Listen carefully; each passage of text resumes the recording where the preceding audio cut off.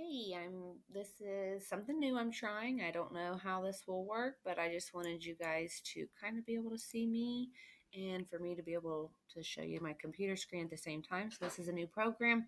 Not sure how well it will work, and you guys probably don't want to see me because I'm wingy and makeupless, and that's okay though. Here we go. So today's standards are FIF, blah blah blah. Who cares? You don't care. If you want to read that, there it is. It's on there. Moving on, what we are doing is section 9-2 in your workbook. If you want to follow along, I'm on page 497. We will be working through some transformations of the exponential functions. So we've got the g of x function and f of x. So here in the graph, you can see the f of x function, and it is the function f of x is equal to 2 to the x power. So what they want to look at is how does that change if you add 3? So here we have the table, and they've already made the table for you as if you were to add 3. And these are the output values you get: -2, 3 1/4, -1, 3 1/2, 0, 4. And look at what happens. It took our function f of x and it shifted it up 3 units. So if you're following along in your workbook, down under example 1, it says describe the translation as it relates to the graph of the parent function. The constant k is added to the function after it has been evaluated. So k affects the output or the y values. So this is the blank that you'll want to fill in. The value of k is greater than 0, so the graph has been shifted up 3 units. Okay, so then on the next part, we shift over. It just shows the new function. So moving on, next page, example 2, a horizontal translation of an exponential function. It says describe the translation in g of x equals 3 raised to the x plus 1. So this time, instead of adding a number to the entire function, they added it to that little tiny exponent up there. So we're going to look at how does that affect our graph. So here they've already graphed the parent function, y equals 3 raised to the x power. So all they did was plug this -2 in place of x, and you get out 1/9. They plugged in a -1 up here in place of the x, and I get 1/3. If I plug in a 0, we get 1, and that is where they came up with those numbers and then plotted the points in the graph.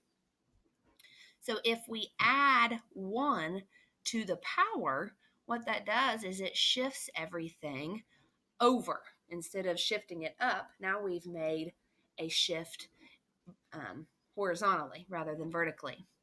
So since we were adding 1, you would think, in our mind, we're thinking, okay, we add 1, it's going to shift it to the right one, but it actually is just the opposite. It shifts it to the left one.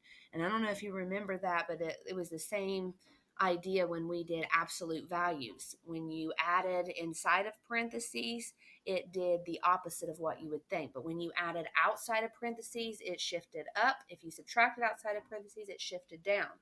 But now with adding it to the exponent, it shifts the exponential function the opposite direction of what you would think. And that's all because of this. There's a double negative, and we know that a double negative makes a positive. So really the function is subtracting.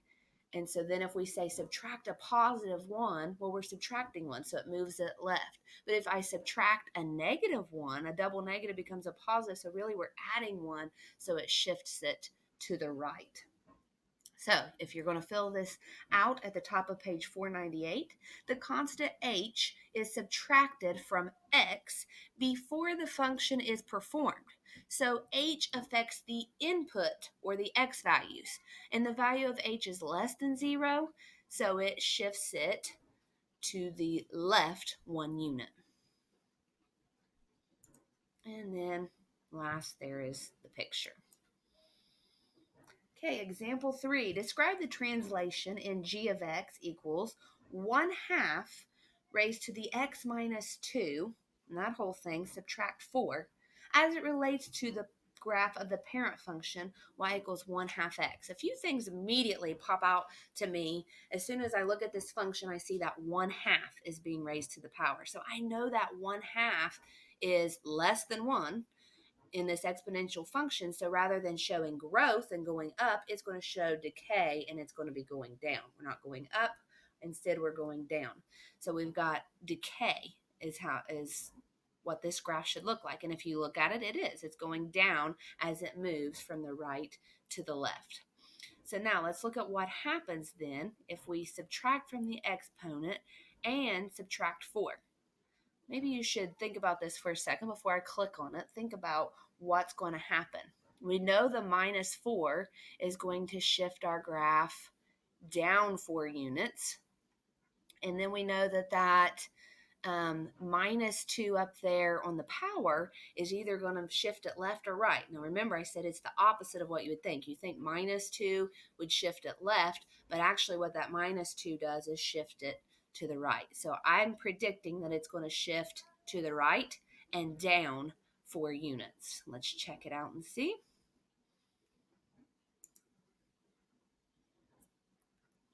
And there it is. It shifted to the right and shifted down. Pretty smart algebra teacher. What can I say? So the value of h is subtracted from the x before the function is performed and is greater than 0. So the graph of f of x equals 1/2 raised to the x is translated 2 units right. So the value of k is added to the function after it has been evaluated, and it's less than 0, it's a -4. So the function is now translated 4 units down, exactly like we predicted. All right, moving on to example. Which example are we on now? 4? Yes, example 4 at the top of page 499. Identify exponential functions from graphs. Vertical translations is what this is. So we're given the graph is a translation of the parent function, f of x equals 1/4 raised to the x. So we know that this is the parent function. This graph is a translation. So we want to figure out how was it translated? What happened? So if we look at it, we can notice that the horizontal asymptote, that's what the line is approaching. The line is approaching -2 down here. Okay, so it's approaching -2. And we also can look at, I'm trying to read this and think at the same time. I'm sorry. Let me just do one thing at a time. Let's read this. Notice that the horizontal asymptote of g of x is different than the horizontal asymptote of f of x. This implies a vertical translation of the form g of x is equal to 1/4 x plus k. So then what happened? This is my parent function. We can see that it shifted. If you look at, I'm looking at where my line crosses the y-axis.